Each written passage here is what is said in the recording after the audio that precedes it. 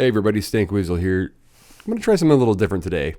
I'm going to go ahead and deconstruct the prison map from Phasmophobia. We're going to take a look at all of the UV potential locations and then all of the known locations from within the game files where the Ouija board can spawn.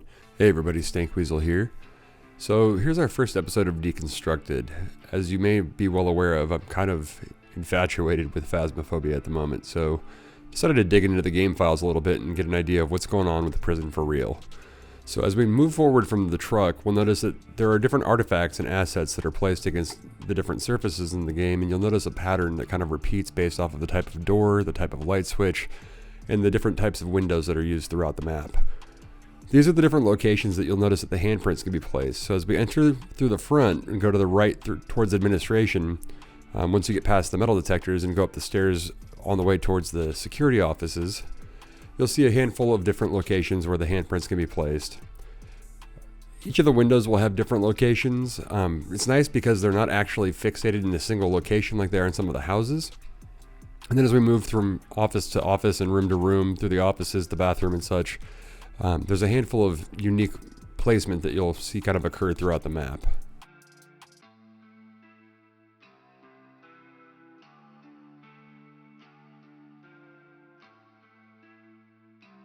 Each light switch, each door, every window pane, both inside and out if there's both double-sided glass.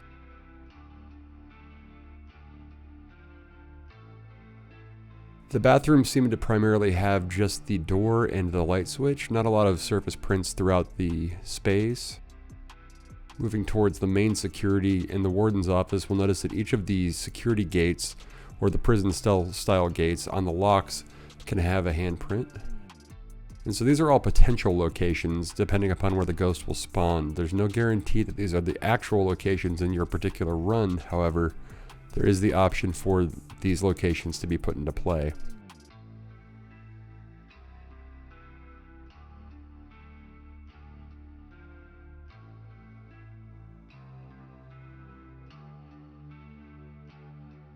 We're currently located above the main entrance and above the cafeteria area as we start navigating towards the kind of Overwatch overlook catwalk area, and the warden's office is over here off to the left.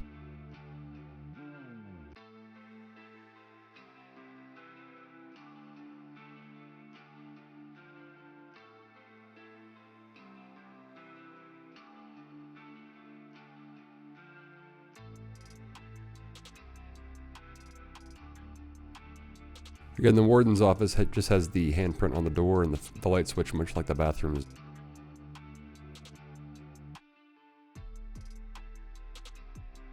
Moving down towards corrections, we'll notice that the back of the doors will have the handprints, and then each of the sliding gates, and then looking back towards the entrance to the building itself, the handprints are on the interior. So make sure you're checking both sides of each of the doors.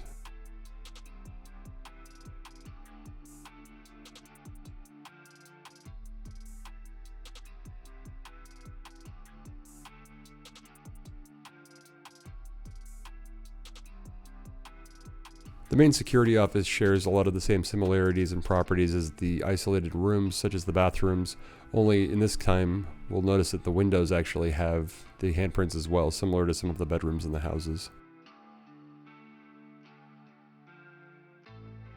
Visitation only has the light switch in the door, so not much to look at in there as far as UV is concerned.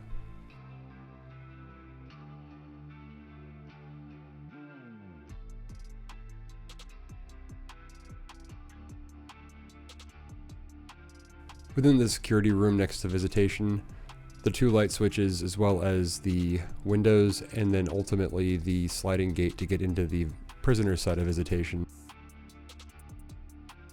Navigating towards cell block A on the left side of the map, we'll head towards the bathroom and notice again light switch and door. That's about all that's happening in there. And then the sliding doors again. Nothing happens in these holding cells between cell block A and cell block B, but the inside of the doors, however, is a different story. Each prison cell in this little slot right here has the fingerprint, and it can occur on any prison cell. So if you're having any movement, motion, or abnormal behavior, make sure you're just checking in that little slot.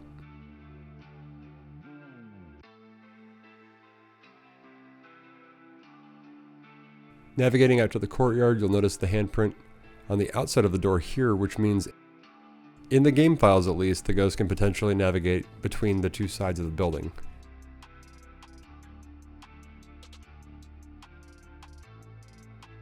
For continuity's sake, again, that little fingerprint, it's on every single prison cell, and that was recently updated to be larger. And then again, the side security rooms just have the interior handprint and the light switches. And then with the doors, it's the interior spaces, not this little neutral space that seem to have the majority of where the activity can occur. Cell block B's bathroom, again, light switch and door. And then navigating towards the library from the center. Interior door. That's about all that's occurring in the library. At the end of the video, you'll notice the Ouija board spawn in there though. Main security, there are handprints that are faintly visible on the windows. And then door and light switch per usual. And now we're navigating between cell blocks A and B towards the cafeteria. The sliding gates once again, the inside of the cafeteria serving door. And that kind of concludes what's going on as far as the handprints in UV are concerned.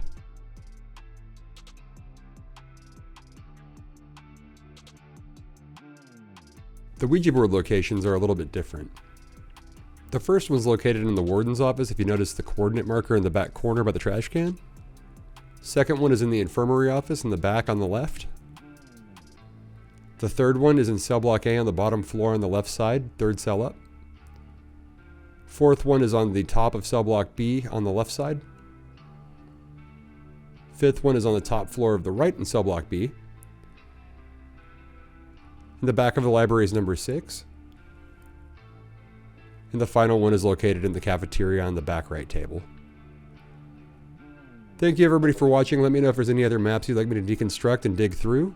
I appreciate all the early support and thanks for taking a chance on me. Stank Weasel out.